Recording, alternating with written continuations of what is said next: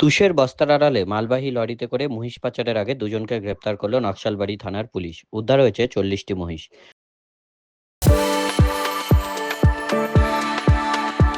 We are the dreamers, the achievers, and the leaders. Come, join us today.